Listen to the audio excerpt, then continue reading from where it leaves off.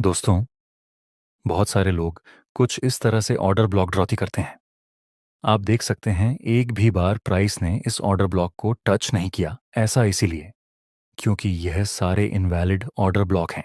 अगर आप इस तरह से ऑर्डर ब्लॉक को ड्रॉ करेंगे तो आपके हाथ में एक ही चीज़ आएगी और वह है लॉस। कई बार ऐसा भी होगा कि आप जिस ऑन ऑर्डर ब्लॉक को ड्रॉ करते हैं, प्राइस उसको टच तो करता है, लेकिन वह ऑन ऑर्डर ब्लॉक काम नहीं करता है। ये काफ़ी पेनफुल सिचुएशन है। आप ऐसी सिचुएशन से बच सकते हैं अगर आप मेरे बताए गए रूल को फॉलो करेंगे। तो दोस्तों, मैं आपको टोटल 6 रूल समझाऊंगा जो आपके ऑन ऑर्डर ब्लॉक को हद से ज़्यादा पावरफुल बना देंगे। सबसे पहले समझते हैं कि ऑन ऑर्डर ब्लॉक क्या होता है।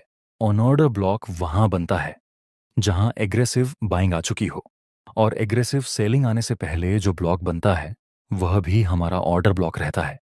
शायद आपको कुछ समझ में नहीं आया होगा, तो ध्यान से सुनिए।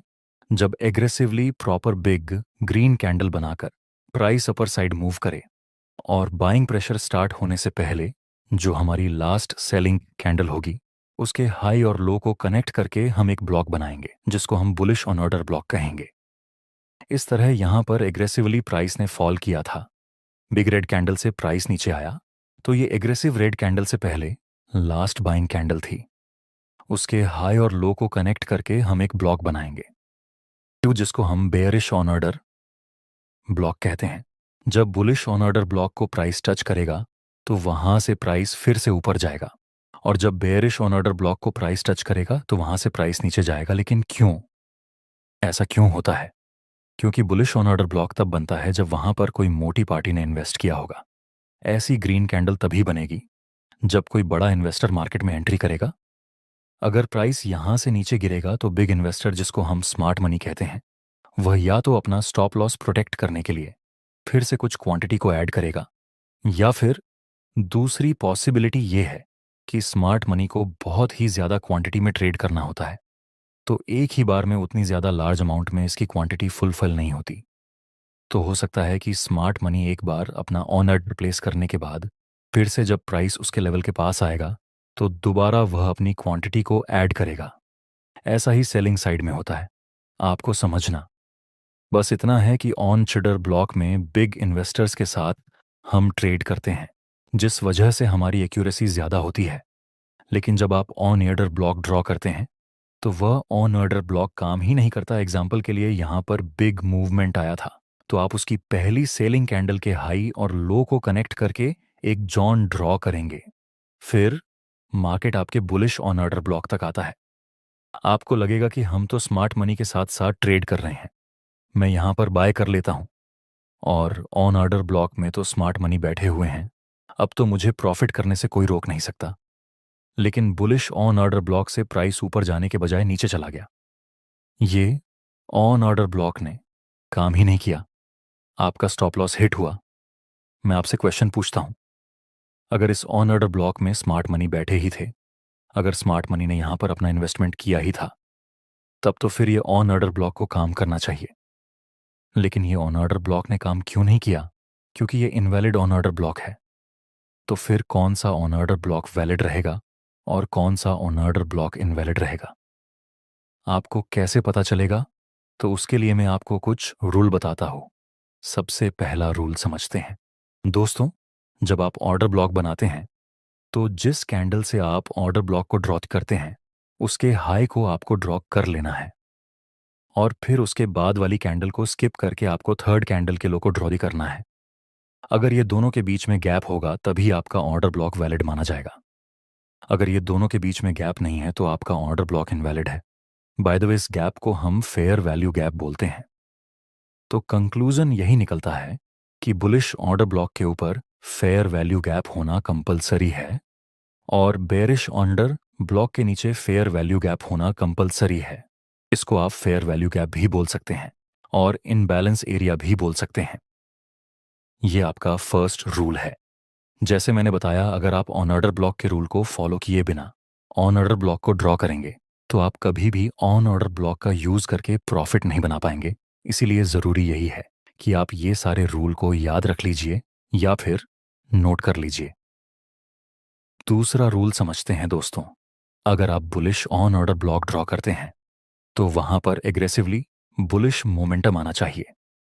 अगर आप ऐसी जगह पर bullish on order block draw करते हैं जहां पर कुछ खास बुलिश मोमेंटम नहीं आया हो और कैंडल बहुत ही छोटी साइज की बन रही है और मार्केट ऊपर गया, ऐसे केस में आप ऑन ऑर्डर ब्लॉक नहीं बना सकते। डाउन ट्रेंड में भी मार्केट एग्रेसिवली सेलिंग कैंडल के साथ नीचे आया होना चाहिए।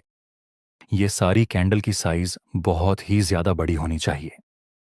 अगर ऐसी स्मॉल स्मॉल रेड कैंडल बनाकर प्राइस नीचे गिरे या प्राइस रुक रुक के नीचे आया हो तो ऐसे केस में आप ऑन ऑर्डर ब्लॉक कभी भी काम नहीं करेगा।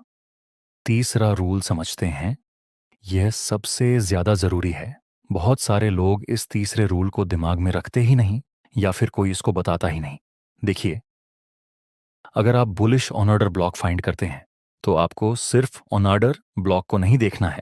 ऑन ऑर्डर ब्लॉक के साथ साथ आपको मार्केट के स्ट्रक्चर को भी देखना है। अगर मार्केट में बार बार bearish break on of structure बन रहा है, मतलब मार्केट का ट्रेंड बेरिश है, तो वहां आपको सिर्फ और सिर्फ बेरिश ऑन ऑर्डर ब्लॉक को फाइंड करना है। अगर बुलिश मार्केट स्ट्रक्चर है तो आपको सिर्फ bullish on order block find करना है। ऐसा तो होना ही नहीं चाहिए कि मार्केट का स्ट्रक्चर बुलिश हो और आप bearish on order block draw करके उसमें ट्रेड करने लगे। ये एकदम ही गलत तरीका है। सिर्फ ऑर्डर ब्लॉक को फाइंड करके आप प्रॉफिटेबल ट्रेड नहीं बन जाएंगे। Market structure is more important than on order block. अगला रूल समझते हैं। ये रूल थोड़ा मुश्किल रहेगा आपको समझने में, लेकिन अगर आप ध्यान देंगे तो आपको ये उतना भी ज्यादा टफ नहीं लगेगा। ये मेरा प्रॉमिस है। जब आप बुलिश ऑन ऑर्डर ब्लॉक को ड्रॉ की करते हैं और जिस कैंडल से ऑन ऑर्डर ब्लॉक को ड्रॉ की करते हैं उस कैंडल ने अपनी प्रीवियस कैंडल की लिक्विडिटी स्वीप की होनी चाहिए। यहां पर आप देखिए, यहां मोमेंटम कैंडल बनी थी, फेयर वैल्यू गैप भी बन रहा है। हम ऑन ऑर्डर ब्लॉक ड्रॉ की करें तो ये तो इनवैलिड ऑन ऑर्डर ब्लॉक रहेगा क्योंकि इसकी प्रीवियस कैंडल की लिक्विडिटी स्वीप नहीं हुई है। मैं पूरी कोशिश कर रहा हूं कि आपको ये इजी लैंग्वेज में समझा पाऊं। आप भी थोड़ा फोकस के साथ समझिए। यहां पर बाइंग प्रेशर आया था तो हमने इस कैंडल के हाई और लो को कनेक्ट करके bullish on order block draw किया। क्या आपको दिख रहा है? इस ऑन ऑर्डर ब्लॉक ने अपनी प्रीवियस कैंडल के लो की लिक्विडिटी भी स्वीप की है। So that's is valid on order block. अगर मुझे इसको बहुत ही सिंपल लैंग्वेज में आपको सिखाना हो तो मैं आपको कुछ इस तरह समझाऊंगा कि जिस कैंडल से आप ऑन ऑर्डर ब्लॉक ड्रॉ करते हैं उस कैंडल ने अपनी प्रीवियस कैंडल का लो ब्रेक किया होना चाहिए। फर्क नहीं पड़ता कि उसने बॉडी से उसे ब्रेक किया या फिर विक से, बस लो ब्रेक होना चाहिए। बस इतना ही। देखिए दोस्तों, मैं इससे आसान लैंग्वेज में मैं इस रूल को एक्सप्लेन नहीं कर सकता। अगर आपको कुछ समझ में नहीं आया तो थोड़ा पीछे जाकर इस वीडियो को एक बार दोबारा देखिए और अगर फिर भी कुछ समझ में ना आए तो कमेंट में पूछ लेना, दूसरा एग्जाम्पल दिखाता हूं। ये बेयरिश ऑर्डर ब्लॉक में मोमेंटम कैंडल बन रही है, फेयर वैल्यू गैप भी बन रहा है और इस कैंडल ने अपने प्रीवियस कैंडल के हाई की लिक्विडिटी स्वीप की है। मतलब जिस कैंडल से हम ऑर्डर ब्लॉक बना रहे हैं उसने अपनी पिछली कैंडल के हाई को ब्रेक किया है, मतलब यहां पर लिक्विडिटी स्वीप हुई है। तो इस कैंडल से हम ऑर्डर ब्लॉक ड्रॉ कर सकते हैं और यह वैलिड ऑन ऑर्डर ब्लॉक है। मैं फिर से रिपीट कर रहा हूं। अगर आपको कुछ समझ में ना आए तो कमेंट में अपना क्वेश्चन पूछ सकते हैं। अगला रूल समझते हैं। यहां पर बाइंग साइड का मोमेंटम आया था तो हम यहां से ऑर्डर ब्लॉक बना सकते हैं और जिस कैंडल से हम ऑर्डर ब्लॉक बना रहे हैं वहां पर उस कैंडल ने अपनी प्रीवियस कैंडल की लिक्विडिटी भी स्वाइप की है। ऊपर से इस ऑर्डर ब्लॉक के ऊपर एक इम्बैलेंस एरिया या फिर फेयर वैल्यू गैप भी बन रहा है और बुलिश मार्केट स्ट्रक्चर में ही हम बुलिश ऑन ऑर्डर ब्लॉक बना रहे हैं। तो दोस्तों, क्या यह वैलिड ऑन ऑर्डर ब्लॉक है? आंसर इज नो, क्योंकि अभी यहां पर प्राइस ने ब्रेक ऑफ स्ट्रक्चर नहीं किया। जब तक प्राइस ब्रेक ऑफ स्ट्रक्चर ना कर दे तब तक इस ऑर्डर ब्लॉक की एक्यूरेसी उतनी ज्यादा नहीं रहेगी। जब भी प्राइस इस तरह से ब्रेक ऑफ स्ट्रक्चर कर दे और फिर जब प्राइस इस ऑर्डर ब्लॉक को टैप करेगा तब वह हमें कुछ अच्छा रिजल्ट दे सकता है। सेम डाउन ट्रेंड में यहां पर बेरिश मोमेंटम कैंडल बनी थी तो हम यहां ऑन ऑर्डर ब्लॉक ड्रॉ करेंगे और मार्केट ने प्रीवियस कैंडल की लिक्विडिटी भी स्वाइप कर ली है ऑन ऑर्डर ब्लॉक के नीचे फेयर वैल्यू गैप भी बन रहा है। बेरिश स्ट्रक्चर में ही हम बेरिश ऑर्डर ब्लॉक बना रहे हैं, लेकिन जब तक प्राइस यहां पर bearish break on of structure नहीं बनाता, तब तक यह ऑर्डर ब्लॉक इनवैलिड रहेगा। नेक्स्ट प्राइस ने ब्रेक ऑन ऑफ स्ट्रक्चर बना दिया, तो अब यह हमारा वैलिड बेरिश ऑर्डर ब्लॉक रहेगा। आखिरी रूल को समझते हैं, और वह है कि हमारा on order block non mitigation होना चाहिए। मतलब यहां पर हमने एक ऑन ऑर्डर ब्लॉक ड्रॉ किया, फिर प्राइस नीचे आया, मतलब इस ऑन ऑर्डर ब्लॉक का मिटिगेशन हो चुका है। सिंपल लैंग्वेज में एक्सप्लेन करूं तो आप किसी भी ऑर्डर ब्लॉक को सिर्फ और सिर्फ एक ही बार यूज कर सकते हैं। जैसे कि यहां पर एक ऑर्डर ब्लॉक बन रहा है, प्राइस ने इसको टैप करके अपना मूवमेंट दिया यहां से, फिर से प्राइस इस ऑर्डर ब्लॉक तक आएगा। तो हम दोबारा एंट्री नहीं करेंगे क्योंकि ऑर्डर ब्लॉक सिर्फ और सिर्फ एक ही बार काम करता है। तो ये थे ऑर्डर ब्लॉक के पावरफुल रूल्स। जब भी आप ऑर्डर ब्लॉक को ड्रॉ करें तो ये सारे रूल्स को ध्यान में रखने के बाद ही ट्रेड करें। अगर आपने हमारी स्मार्ट मनी कॉन्सेप्ट सीरीज के पहले वीडियो नहीं देखे तो आप एक बार उसको चेक कर लेना। धन्यवाद।